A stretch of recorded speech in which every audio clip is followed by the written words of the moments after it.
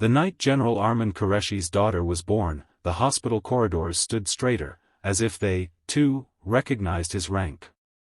Soldiers guarded the entrance, doctors whispered with urgency, and the general himself stood frozen outside the delivery room, his broad shoulders trembling for the first time in decades. He had faced bullets, bombs, and impossible missions, but nothing terrified him more than the thin cry that finally pierced the air. When the doctor stepped out, his expression was careful, practiced. "Sir," he said gently, "your daughter is alive and stable. But, she was born blind." The words landed heavier than any battlefield loss. The general nodded once, as if acknowledging an enemy he could not fight. Inside the room, his wife, Sarah, held their newborn close, tears soaking the tiny blanket. She whispered prayers between soft sobs, begging God not to turn away from her child before her life had even begun. They named her Noor, light, because they believed faith could name what fate had denied. The months that followed tested the family in ways war never had. Noor did not follow her mother's face with her eyes. She did not reach for toys unless they made sound.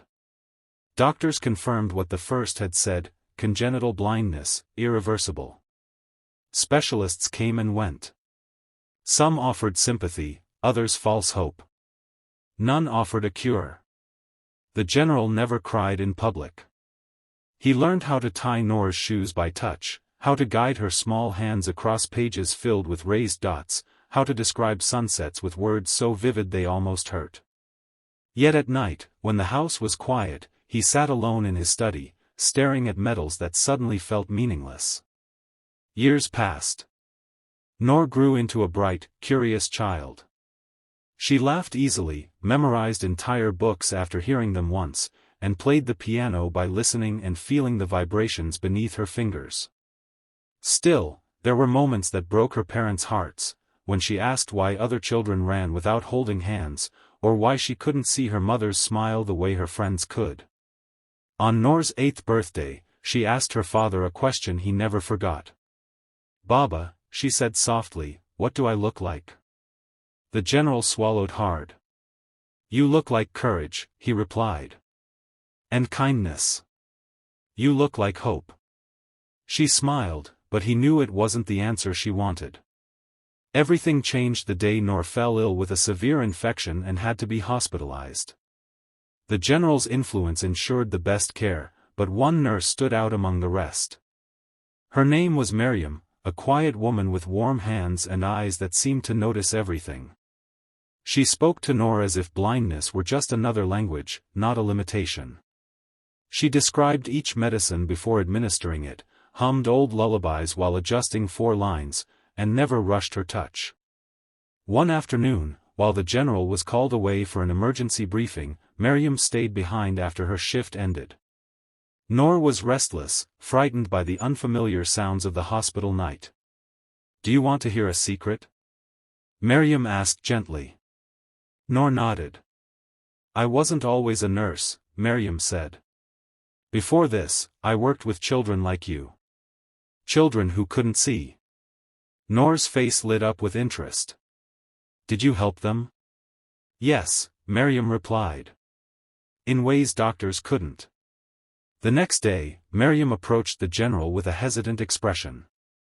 "Sir," she said, "may I speak freely?" He nodded.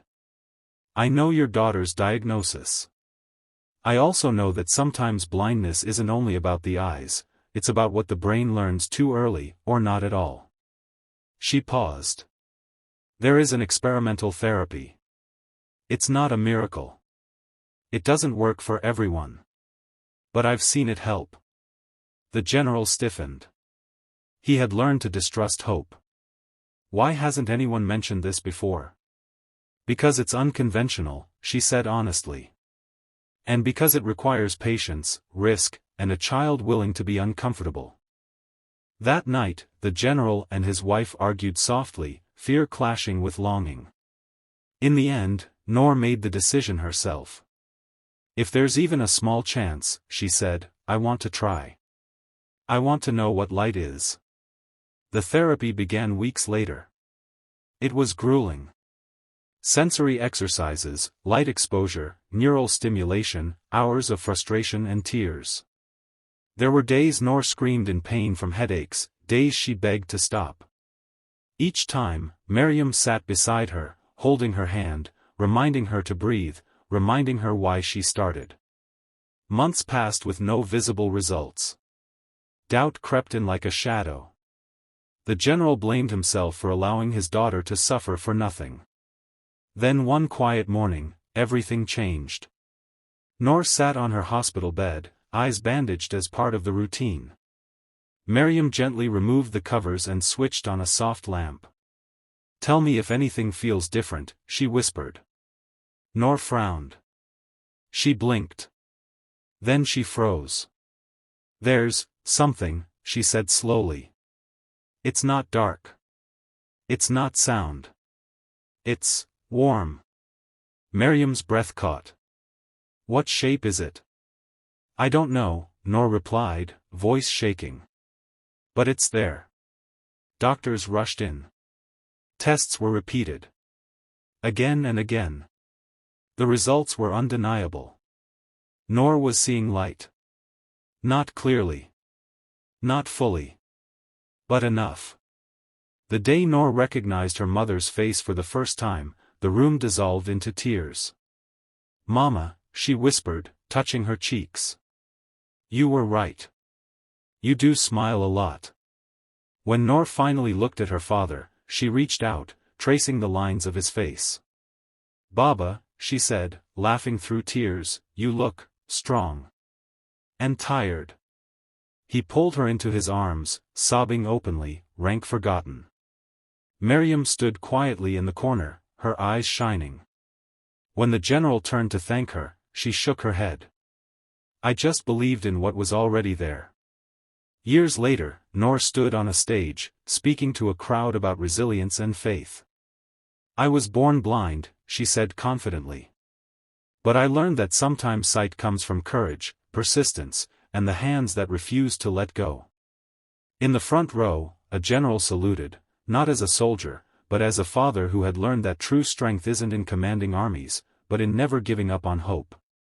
And somewhere in the audience, a nurse smiled, knowing that the most unbelievable thing she ever pulled out wasn't a medical tool, but belief.